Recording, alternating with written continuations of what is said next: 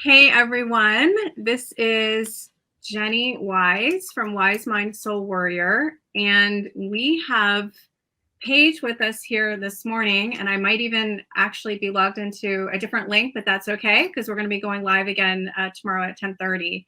So I want to take a moment to connect and introduce Paige, and I'm going to let her do her formal introduction, and then we will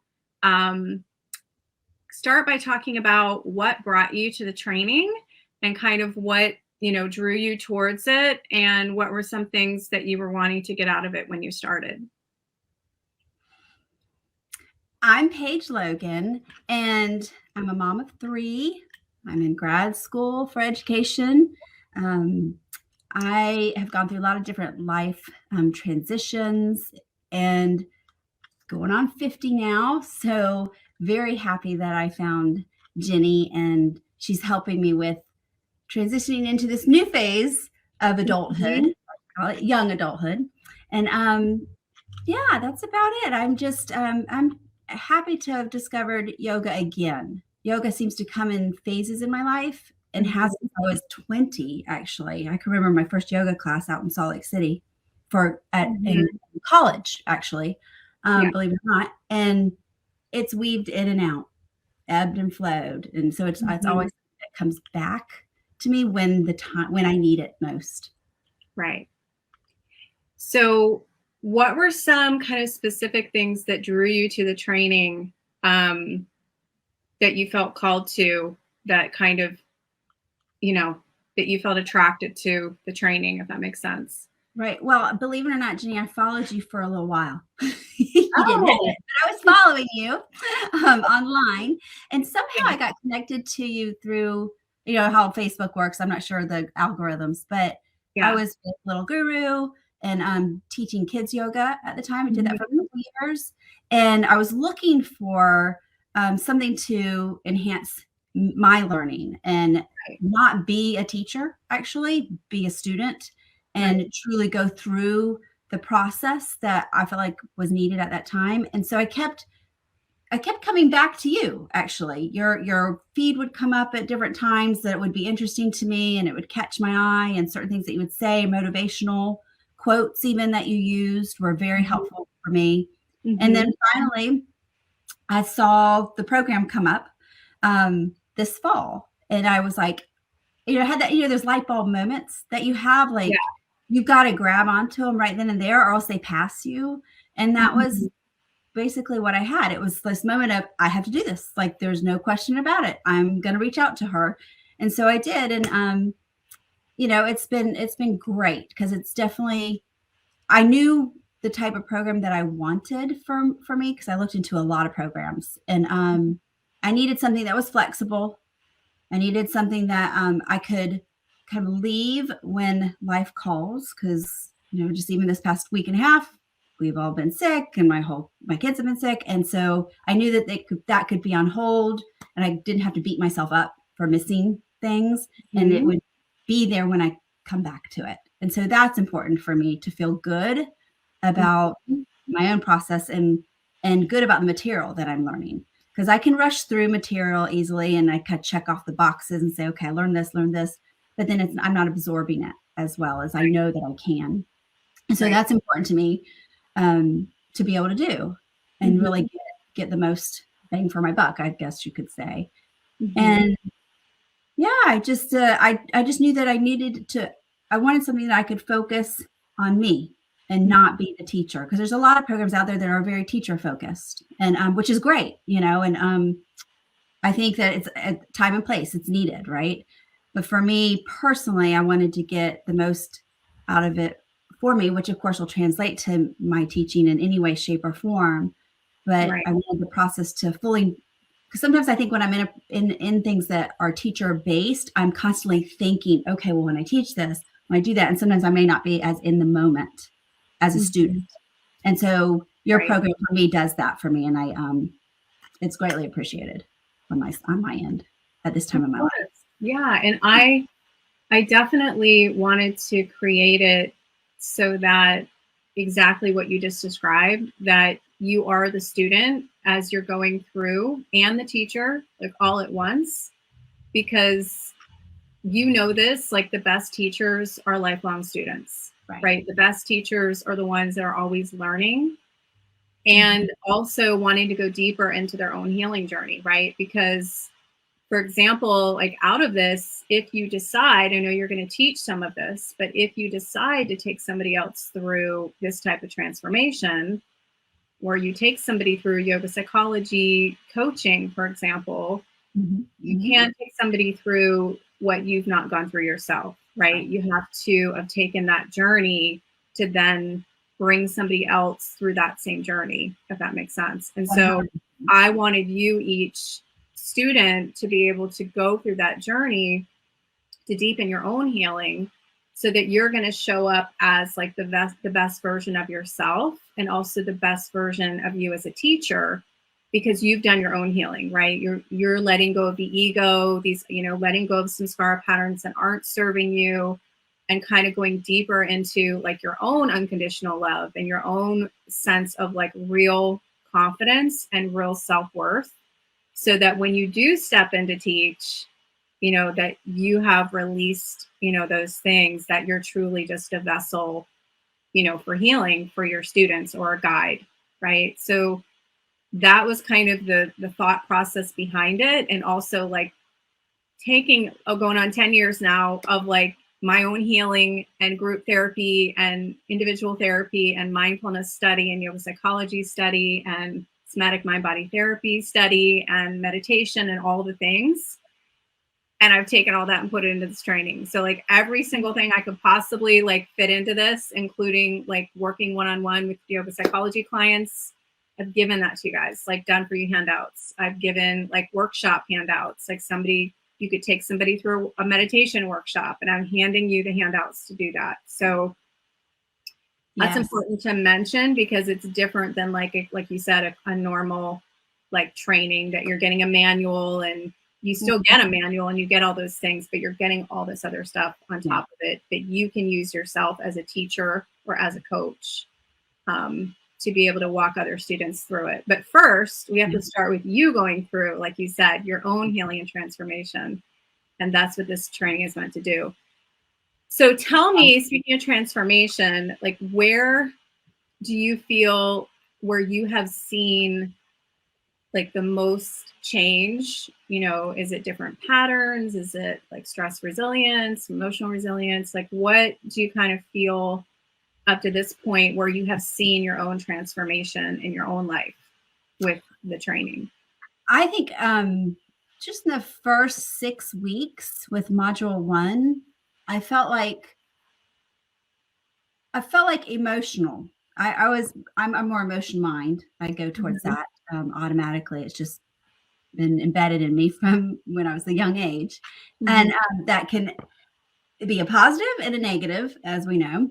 And I've noticed with module 1, just going through that's helped me take that pause at times. I'm not perfect at it, obviously. I have things that still, like this past week, I was frustrated, and I realized I'm going into emotional mind because I'm not feeling up to par, and I'm not able to do all I want to do. And I have that task master thing going. I'm not able to check off the things I want to do. And so that I get frustrated. But having some of those tools in my back pocket, I can reset quickly. I get to know, okay, yes, I did this, and I can forgive myself if I've exploded and thought things or said things or did rush through something that I know I didn't give it my all, maybe.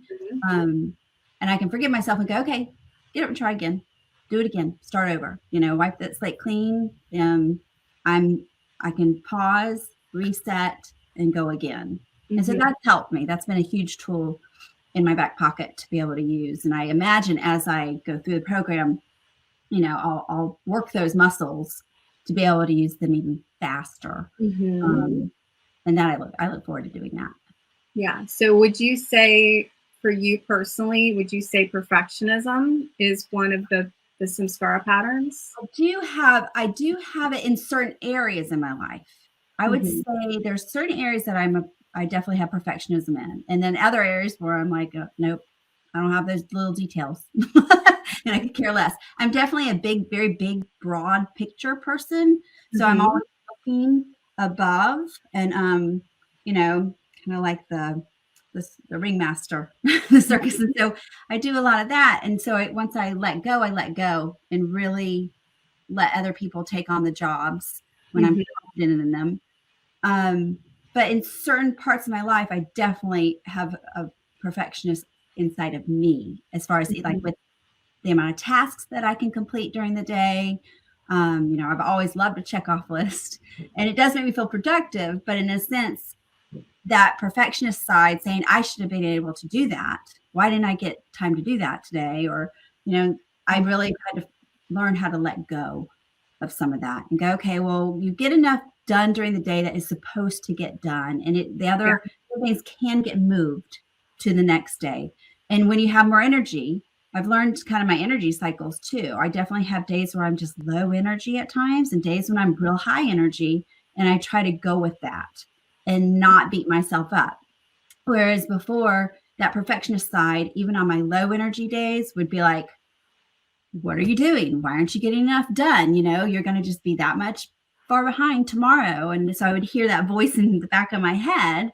Yeah. And I just even going through the last six weeks or so, I can recognize that voice and go, no, but it's okay. It's okay. I'm going to get enough done. When I have that energy, I'll go with it. And when I don't have that energy, go away with that perfectionist voice in there. I'll get it done. Yeah, So it sounds like you have more, like you said, of the taskmaster, of like the workaholic type, like not getting enough done, versus like the perfectionist of self-worth and self-love, of like, I'm not enough, if that makes sense. It sounds like you're right. 100% taskmaster, right. Like, and again, you and I talked about this, right? I'm right here with you. Like, as far as like, for me, it was about every samskara pattern you can imagine. You have to distract myself from not actually having to feel the real feelings before I actually started my healing journey. And so, workaholic, perfectionist, and I had all the things, right? Imposter syndrome. Who do you think you are? Super loud inner critic, self-sabotage, beat myself up, the whole thing. So I get that. And we've started talking about that in the training, of actually the trauma of the overachiever and the trauma of the high performer. Of many times there is a underlying root cause trauma of why we have that pattern the way we do. And I've shared that in module 5. I don't know if you've had a chance to watch that yet, but I'm telling you, when you watch that, it will be as if it's talking right to you. Oh, that's wonderful to know. Okay.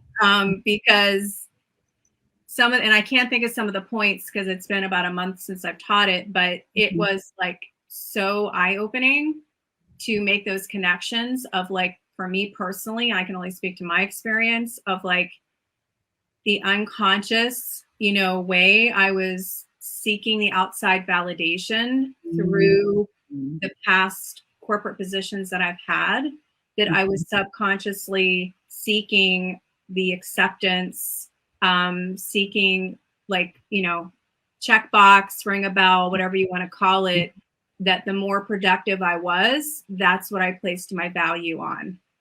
Yeah. Right. My self-worth was based on what I got done and how productive I was. And my self-worth was based on my job, right? I equated myself, my identity with my job instead of who I am as a person, right? Who I am in my core as a human, versus I was my job, if that makes any sense. And how well my job was doing or not doing, that is how I equated my self-worth.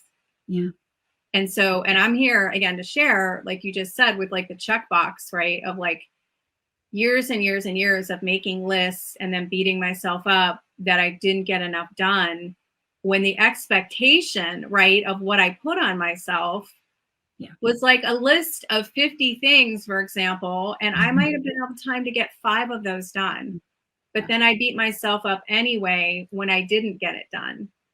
Yeah. So I'm here to share that you can heal and you can transform that pattern, that, I don't make as many lists the way I used to. It doesn't mean that I don't make lists, but I make more realistic lists at this point, and I give myself that grace, and I'm gentle with myself.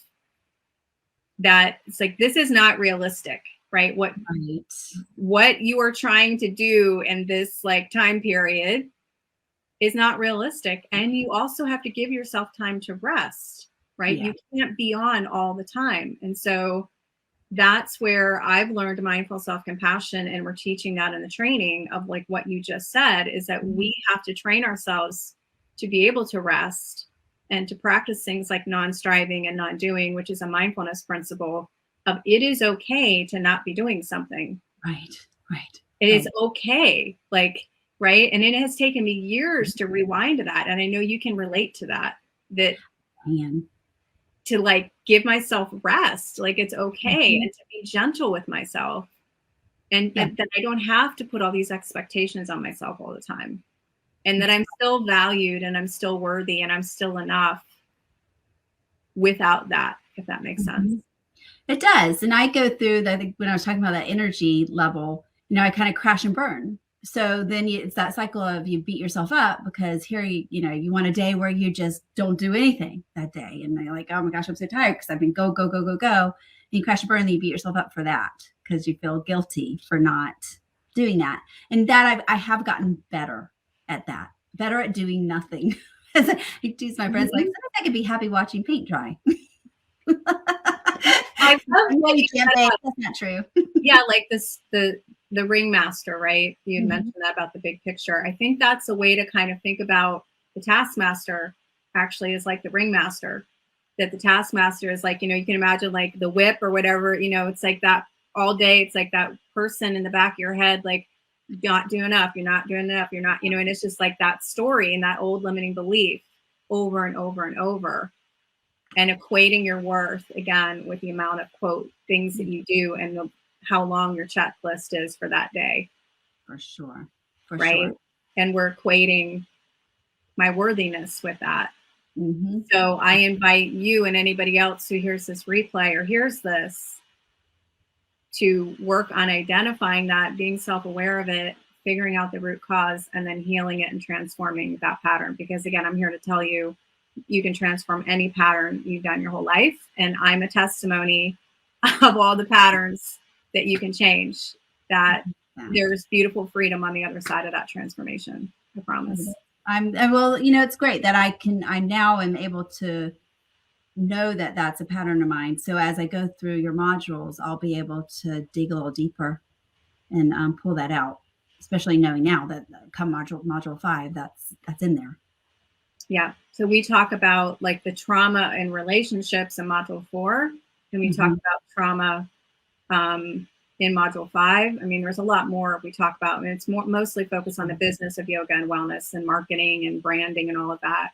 But it also has to do with your why and your sankalpa of why you're doing the things that you are, and how do you really get deep into that, what your why is, which without that, you can't really do the aligned action of what your dharma and what your purpose is, right? Without doing that work.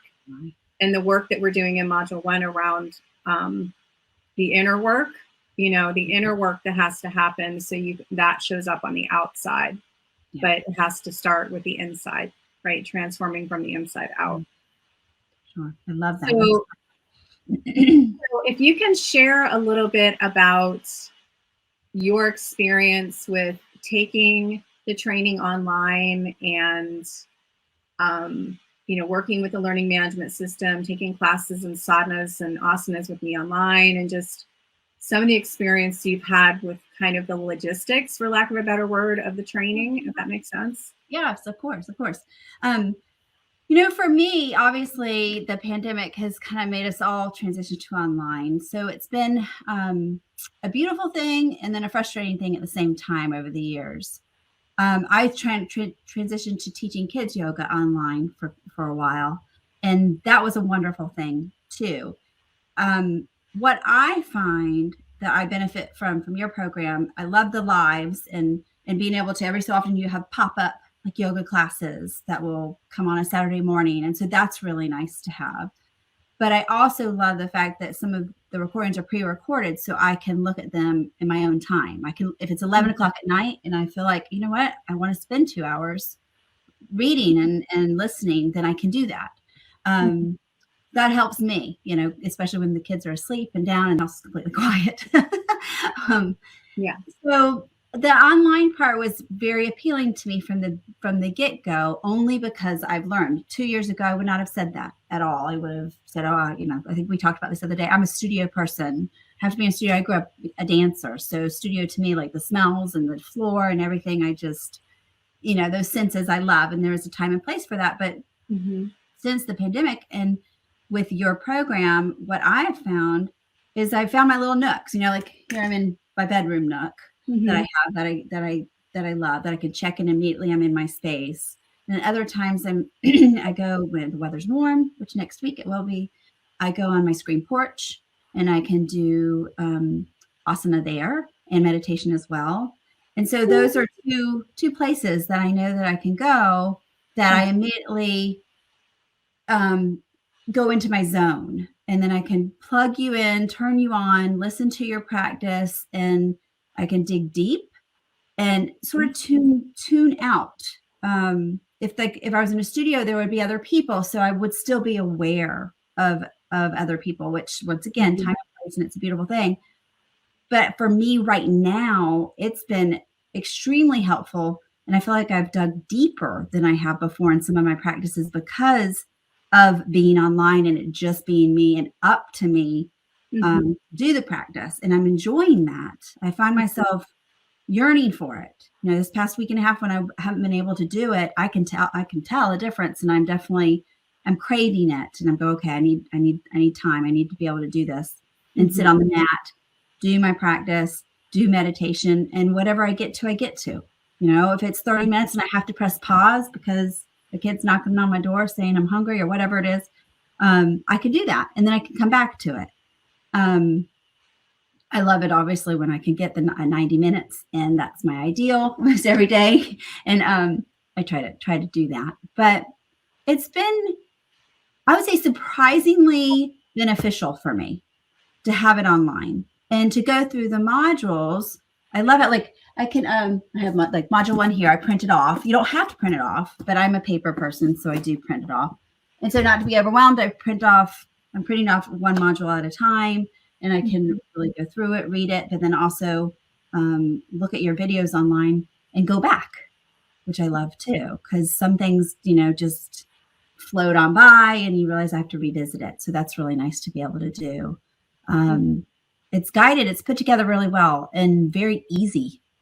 Easy access, the platform that you use. I love the fact that you put extra bonus material at the end too. That's always really, really fun for me to be able to go through the meditations and the practices that you provide.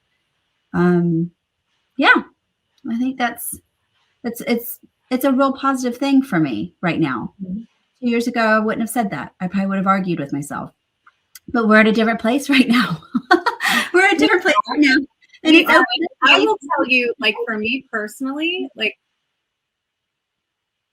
looking back at my own training experience, like I have done online as well. So I've done both. I've done in person and I've done online. And, you know, part of that, obviously a big part of that, it started, you know, before the pandemic, as far as me doing in person and online. Right. And then obviously as we got further into the pandemic, I was doing, as we talked about, most of my practice was my own home practice or taking teachers online. And so that was definitely part of my inspiration and my story of like taking this online is based on my own experience of, okay, this is something that because of COVID happening, that Yoga Alliance is allowing us to do this. Right.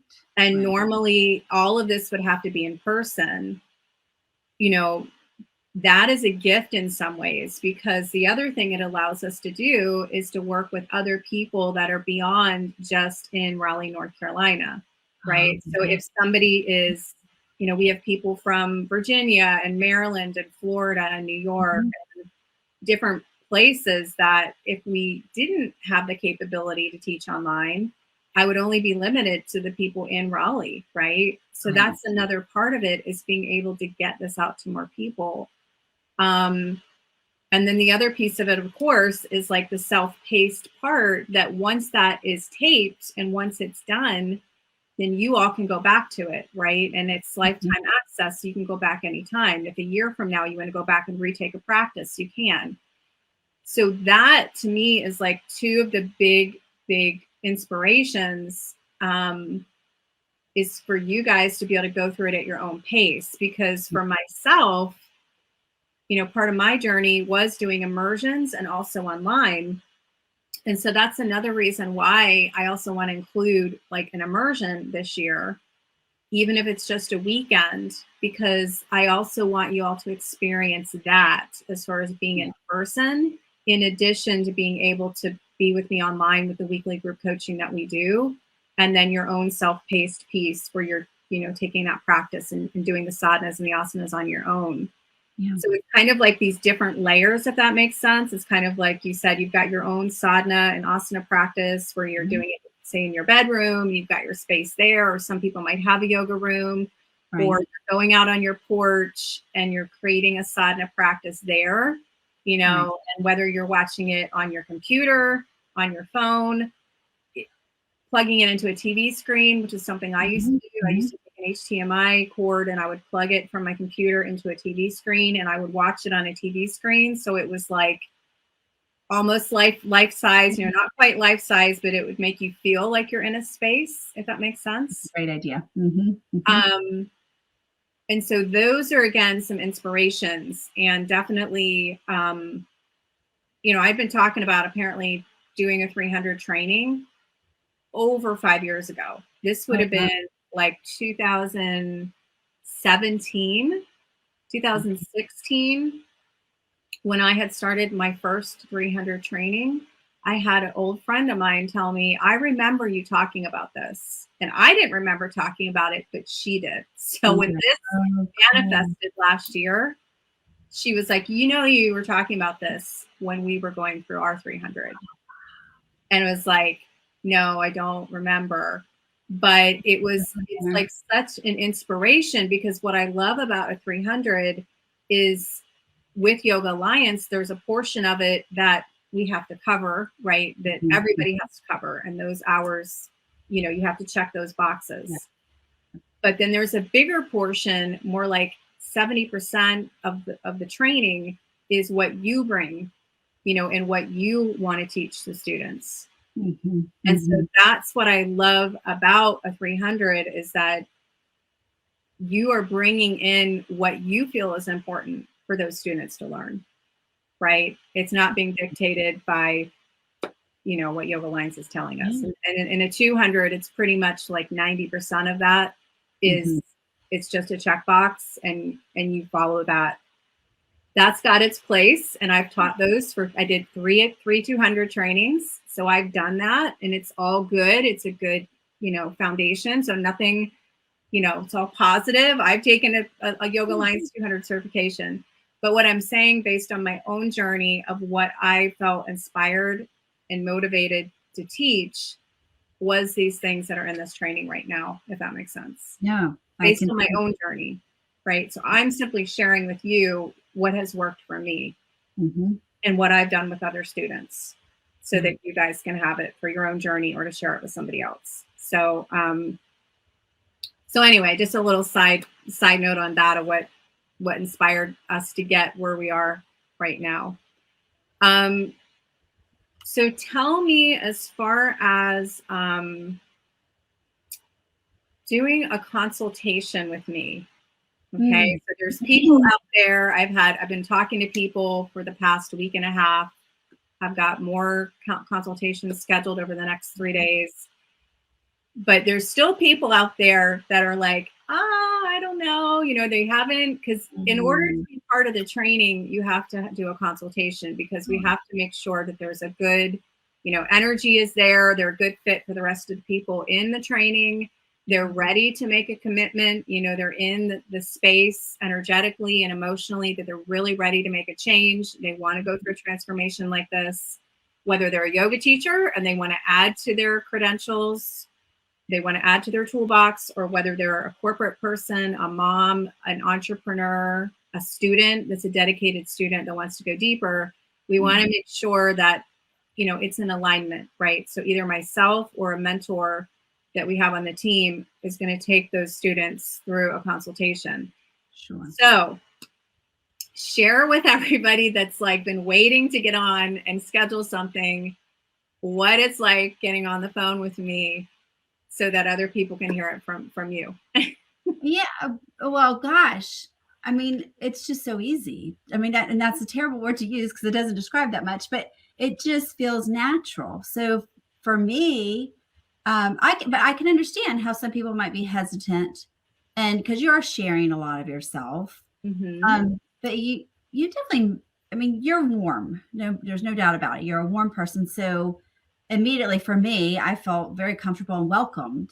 No, it didn't seem like any question was too stupid to ask. I didn't have to be at a certain point in my yoga career per se to enter. So, you have some of that, I don't know, what I would call kind of the yoga snobbiness. I don't know if there's a word for it, but it's out there, right? I've experienced it. I've moved from different communities, and definitely I know when I kind of experience it, and I shy away from it because I get a feeling that it's not all, it doesn't feel as all inclusive as I think of what to me yoga should feel like. And your program immediately eludes that. So you ask the questions, you prompt. It feels like a natural guided conversation that's not forced. And you kind of meet us where we're at from my perspective. You met me right where I was. And that was a very comforting aspect and made me realize, okay, I definitely want to do this because she sees me. She sees where I am. She understands me. And I assume you seem to be the type of person that even if you didn't fully understand somebody, you're going to try to understand them and try to listen to them. So you immediately puts people at ease, in my opinion. And that's probably your natural gift that you have. And so the consultation for me felt light. It gave me hope. It got me excited. And we've had another one as far as check-ins go, and that helps too. That kind of makes sure that you're keeping a pace, and that you're holding yourself accountable as well, which that's important. So the check-ins along the way are great tool to add. I knew that by talking to you, it's almost like it validated that I knew that I wanted to do this. So you guys, sometimes you need like that little nudge, that little bit of encouragement, or like you said, a motivation, inspiration. And, I certainly am not here to push anybody into anything they're not ready for, right? We want students in the program that are ready to make a commitment and they're ready to make a change. Right. But it's definitely, like you said, it's more of a conversation of like, okay, here's the things I'm struggling with. Here's the things I'd like to change. And this is where I want to go, right? So this is what I'm struggling with right now. And whether it's your own personal healing journey or whether it's in your business, right? It could be somebody who's like you, who's wanting to launch or grow a yoga business, or it could be someone who's a student and they're struggling with perfectionism, or struggling in their relationships, or struggling with emotional, dysregulation, or stress management, or anxiety or depression. And they're wanting to learn holistic mental health skills and to get the root cause of what's causing these patterns for them, which a lot of it is the family of origin work, but getting to the root cause and why are some of these patterns showing up for them. And I've been talking to a lot of people that are struggling right now with all those things. They're seeing the unhealed wounds play out in their relationship, or play out in their career or their business, or it's manifesting for them with anxiety and or depression. So that's what a yoga psychology discovery consult is I'm simply, you tell me, here's the things I've done. I've tried talk therapy. I'm whatever it is, right? I've not, I'm starting my journey right now, or I've done all these things and it's gotten me to a certain point, but now I need to go deeper. Now I need to go into this, inner work and the family of origin and the somatic mind body yoga therapy of like releasing the emotions or the trauma or the patterns, the samskara patterns that aren't serving me anymore. Right. So that I can move into the best version of myself. And whoever that is, whether it's a teacher or it's a mom or it's an entrepreneur, whatever that is of what your purpose and your dharma is, to be able to step into that, right? To really be able to show up 100% in the best version of yourself with your own gifts and talents and all of that. So that's what I'm here to serve people for, and to guide them, is to, again, release the things and move into the best version of yourself. Yeah, I think from what I see, it's not cookie cutter at all. So that's what I mean. Like I felt like you met me where I was at time and place. And so there's not just this one formula. Okay, you do this, blah, blah, blah. It's, okay, well, this is what I know. This is what I can do. Tell me more, Paige. Describe this. And how do you feel about that? And so that, I think you create a sense of normalcy around it, and that warmth that you exude made me feel very comfortable to just blurt everything out, basically, and say, this is where I am. Ta-da! Well, I will tell you, it has taken me years, right, to be to that place where I can be just simply a mirror for people, right? Oh, yeah. And at some point, if you choose to do something like that, you're going to be a mirror for somebody else, right? When you're further along in your own journey. Because I can tell you, like 5 years ago, 10 years ago, if I wouldn't have released these things that I've released, or healed the things that I have, I wouldn't be like this open, right? I wouldn't be able to be this transparent and this vulnerable, to be able to share, like, here's the things that have worked for me, here's the things that have not worked for me, and be open and honest about it, right? And so that's where I want you and everybody in the training to get to, that whatever that part of your story that you feel comfortable sharing, that becomes a light and a motivation and an inspiration for somebody else.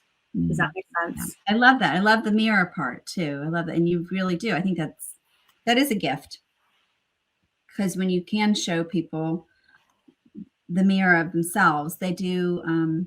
I think people respond to that. Yeah. And I think in doing it in a kind, compassionate, gentle way, right? Not in a judgmental way, right? But in a kind, gentle, compassionate, empathetic, and I'm getting goosebumps just talking about it without me getting emotional, because I mean, you and I can relate in so many ways, as far as like the beating yourself up, as self-sabotage, and the inner critic of looking at where I was like 10 years ago, for example, or 5 years ago, or 3 years ago. Every year that goes by, every, month that goes by, we're deepening that healing journey, right? Because healing is a lifelong journey, right? The inner work is a lifelong journey. We're always evolving and transforming and healing. And the version of Paige and the version of Jenny in January 2023 will be different than where we are right now, right? Just like the version of us right now is different than where we were a year ago, right? So I think I get like excited just talking about it, knowing that, just one every year, like more and more layers are being peeled back and more healing is happening. And it's really an honor, really, to guide people through it, because again, when I first started like sharing my own story, I couldn't even talk about it without getting emotional or potentially crying. And to be in the place now where I can talk about my story and I can talk about the things that I do without getting emotional, I mean, it doesn't mean that sometimes I don't still tear up or get emotional, but for the most part, I have been able to work through that, right? Where I am not in my own story, right? In that, I am beyond that of not being in my story. It's simply sharing it without that emotional attachment to it, if that makes sense. Yeah, that does make sense. That's what a great place to be, and I assume we all ebb and flow different stories of our life. And so Right. it'll change, but when you can, on certain stories of your life, when you can be on that side, what a beautiful thing. Yeah. And you're going to be on that side, right? I mean, you're already in the process, In the right? You've process. already healed and transformed things already. Yeah. But that's just like what I'm talking about, that evolution, right? It's like it's always changing and transforming, because we're always going through these different experiences that are equipping us, right? And preparing us for, oftentimes we don't know what it's going to be, right? And we don't have to know. We don't have to know it all. And I think that's the other piece that has been one of the many life lessons that yoga has taught me is, and mindfulness has taught me, is acceptance and letting go. And that, one of my trauma responses used to be trying to control everything. Thank God I don't have that anymore. So, I would try to control. It's like, this is out of my control. I have to let this go. Like, I can't, like, what we're living in right now in a global pandemic is a beautiful life lesson opportunity of letting go of, I can't control what COVID's doing. I can't control Omicron. I can't, I can only control my response to it. And believe me, at this point, I think for all of us, it is a daily practice of not, continuing to have patience with, what we're living in, if that makes sense. Like every single day, it's like practicing patience of, okay, like it's coming again, and just like, again, that wave of the flow of letting it go, right? It's like, oh, I thought this was, oh wait, here it comes again, like, it is a very unique, probably one of the biggest opportunities that we will have in our lifetime of being able to practice patience and letting go. We're living in it right now. You said something that just strikes a nerve with me, because there's so many people, saying that, our kids are so far behind, and, everyone's so stressed about that. And honestly, if you really think about it, big picture, they're learning something now that people take lifetime to learn, and it's having to let go and more go with the flow and see the bigger picture of things. Yeah, there might be details that they're missing out on, but overall, what a good life lesson to have, that they're learning, they're living it right now. And I think as adults, some of our mental health obviously has taken a toll for a lot of people, but it's probably brought a lot to surface because we weren't taught those skills. Yeah.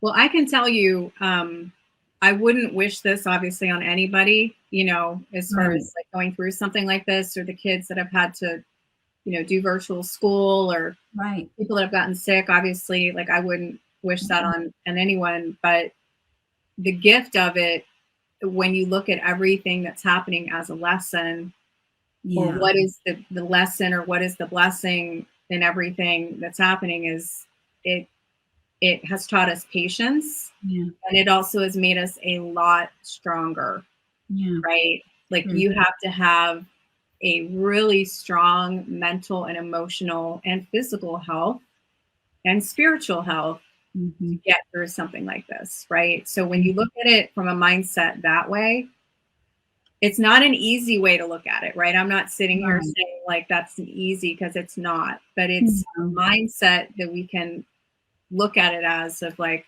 okay, what is the gift in this? And it's, again, I'm not sitting here saying it's easy, because it's not. No. But to see that brighter side of it can be helpful, I think, because we've lost so much, but what have we gained too? So look at what's gained as well, because always with losses there's gains. So it's story of life. But wow, it just when you were talking, that really just hit with me, because I mean, I'm in school system, so public school, so that I'm hear that constantly throughout. Oh, the kids, they've lost so much. They're never going to make back up. We've done them such a disservice. And, really, when you think about it, wow, what emotional resilience that they're having to learn right now that growing up, I know I certainly wasn't taught, probably wasn't exposed to, and have had to deal with it more as an adult to figure those things out. Where they're having to learn it on the fly, right? To speak.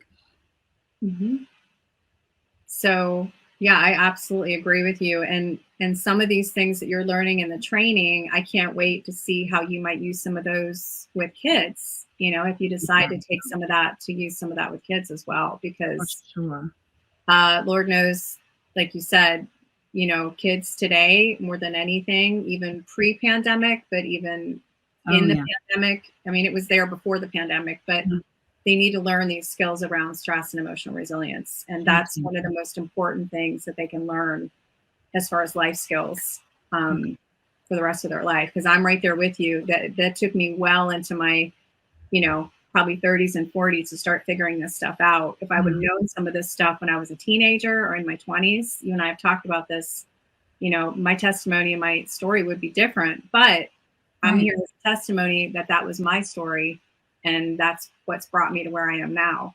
But if I had those skills, if I had meditation and yoga and breath work and understanding that emotion is energy in motion and you can change your thoughts, change your life, like all that stuff, like that I get to control my energetic vibration. I get to control my thoughts. I control my emotions, versus them being in charge of me. Right. It would have been very different, but that's a motivation right there and an inspiration for you to take that into the schools and into the kids that you may end up interacting with, whether they're tweens or teens. There's a lot of help. So important. Yeah. I know for me, breath work really does change my makeup. When I'm consistently doing it, even after a week, I feel like my DNA is changing as I'm doing it, and I feel that.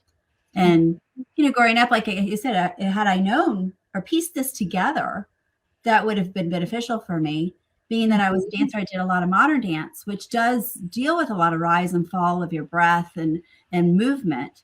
And I always knew that I felt different when I did modern dance versus ballet, classical, and different modalities. But looking back, I can see why. And it is because of the rise and fall of the breath and the focus of that, where you're placing your body in space. And that's really, it's important. It's important to piece it together. Yeah. Well, one last piece. So what else would you say to someone as far as recommending the training? Like if somebody's out there and they're considering it, they watch the replay, what would you say to them as far as, what would you recommend and say to them as far as joining the program? I would say reach out and talk to you.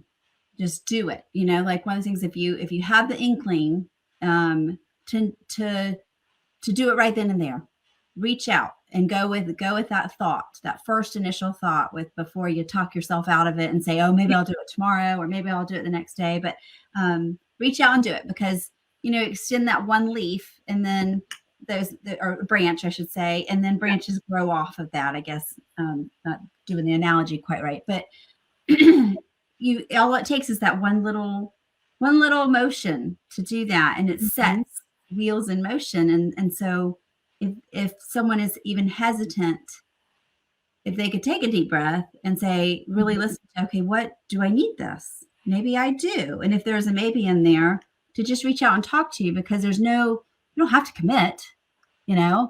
And even if you don't commit now, it's not as though 6 months from now, they couldn't reach back out to you and say, I'm ready. Right now I'm not. And you could talk through that with you to know if you can dedicate the time to the program. And you actually, I know you helped me to kind of see, okay, do you really have time for this? Is this something that you can dedicate a commitment to?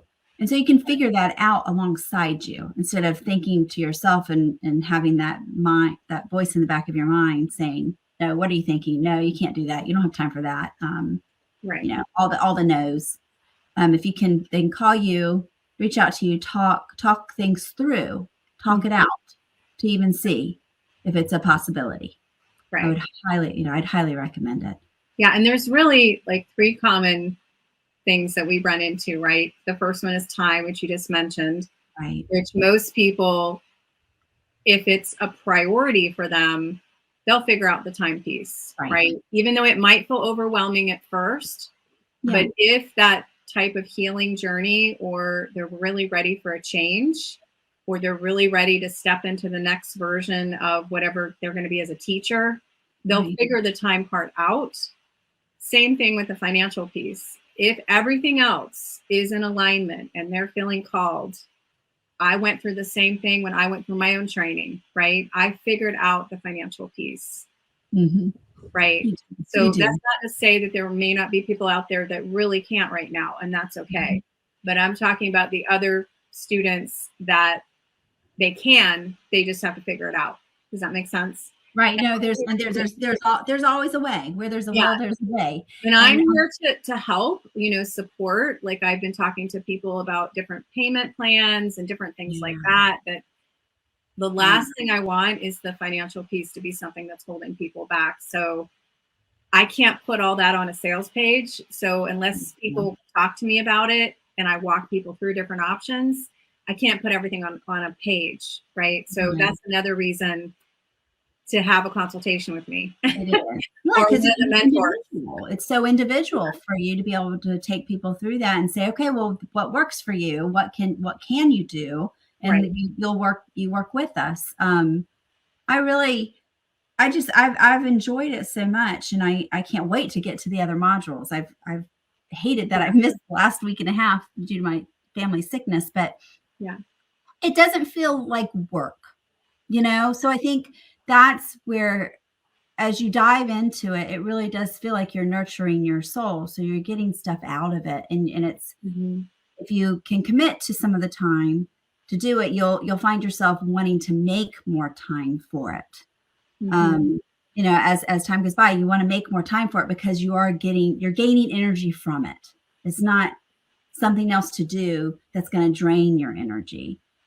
You're going to gain energy from doing the modules and the work that you take us through. Yeah, I love that. You just made me kind of think of a phrase of soul work, right? Doing soul work. Yeah. Right. That's another phrase to think about. Like the inner work is soul work, because that's what you're doing. You're transforming yourself from the inside out. You're healing, in a yoga term, your heart chakra, your anahata, but you're also healing your soul and your atman. Right. From the inside out. And so that's really going to allow you to shine your light even brighter, because again, you've healed your heart and you've healed your soul. And that just opens up a whole nother level of unconditional love and compassion that you're able to give to other students, and to hold a non-judgmental space, because you've let go of the judgment of yourself. You have done a judgment detox, that you no longer judge yourself. And guess what naturally happens? You don't judge everybody else around you, because that's where it comes from. The behavior comes from you judging yourself first, and you project that onto everybody else around you. Now, when you heal that pattern, again, I'm getting goosebumps talking about it, because the level of unconditional love that you can give to the other people around you, once you've given that to yourself, it just you can't even, I can't even put words, or it's priceless as far as an in a financial investment. But I'm talking about like a whole nother level of the amount of ripple effect, I guess is a good word that I've heard with many, many students that have come back to me and they've said, I've done this work, and it's not only changed the way I treat myself, it's changed me as a mom. It's changed me as a wife, for those of them that are married. It's changed my interaction with my husband, the way I see my husband or my partner. It changes me in my career. It changes me if you run a business. Like, it touches every area of your life. Yeah, and I think that's why making time for it becomes easier. It does. That's something. It doesn't feel like you have to fit it in. Like, as I know, I've gone by it. I'm craving it. I want to. I want to do it. So Right. And I think make the other thing is like you just said, I think of it as like emotional, spiritual, mental, and physical self-care investment in myself, my own mental health, so that I have a full cup to give to other people around you. for sure. Because when you're not doing this work and you're not taking care of yourself, you are running on an empty cup and Yeah. you don't have the same level of what you can give to everybody else around you, including as a mom, because you're running on an empty cup. So that's another way I like to think about this program, is that you are feeding, you're giving yourself those things that you need to stay at a full cup, in a place of joy, a place of peace, the legacy of peace, calm the chaos, all that. So I'm going to say one more thing and then we're going to jump off. Okay. Is I want to say, like the ego is going to tell you, just stay in your comfort zone, right? That's what the brain's job is. It's just like, stay in your little comfort zone. Don't go outside your comfort zone. And that includes getting on a yoga psychology discovery call. The brain's gonna be like, no, wait, right? So that's what the brain's job is to tell you. So I am here to invite you to step out of your comfort zone and like schedule a yoga psychology call with me. And we're going to just talk about what you're struggling with right now, where you want to go, and how we can potentially support you. And that's pretty much it.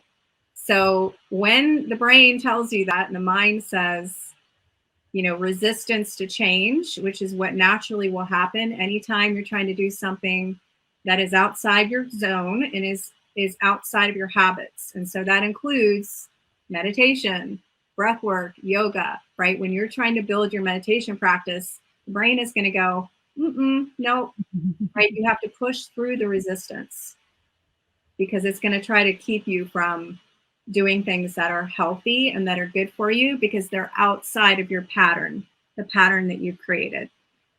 Does that make sense?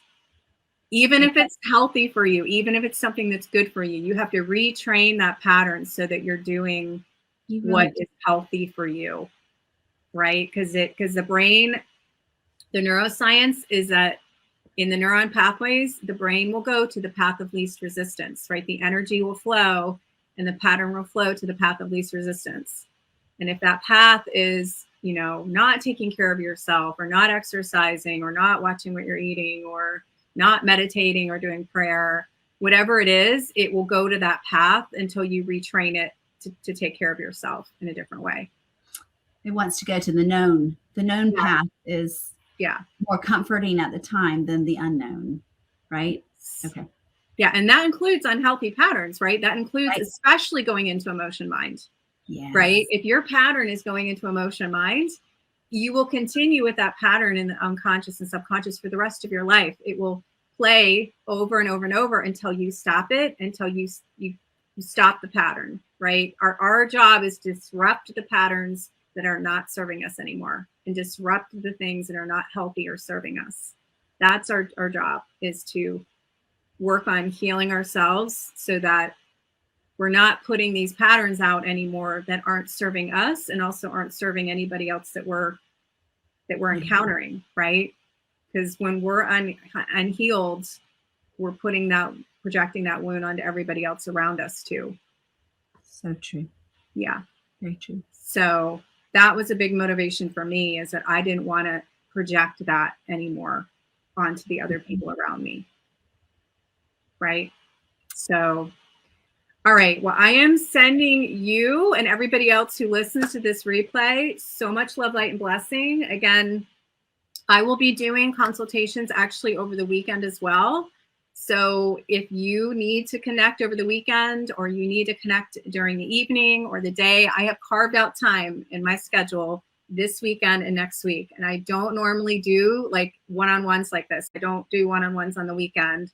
So if you're feeling called, like Paige said, I invite you to get on and schedule a consultation. Okay. All right. So I cannot wait to continue to connect with you, Paige, and to see what you do with this training. And I cannot wait to see who joins us in the training for 2022. We already have people that have signed up, and lots of people I've already done consultations with. So I am super excited to just continue with whatever this next cohort is going to look like, right? Because it's already in the works. Like higher power is already doing the work behind the scenes of what this next cohort is going to look like. So I'm going to say namaste. I'm going to close this out.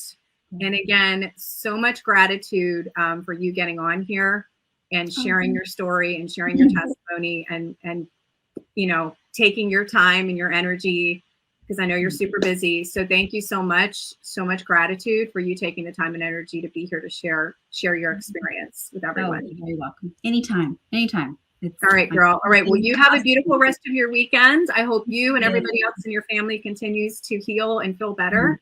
And we will talk to you soon, okay? Okay, thank you, Jenny. All right, bye. Bye. Bye.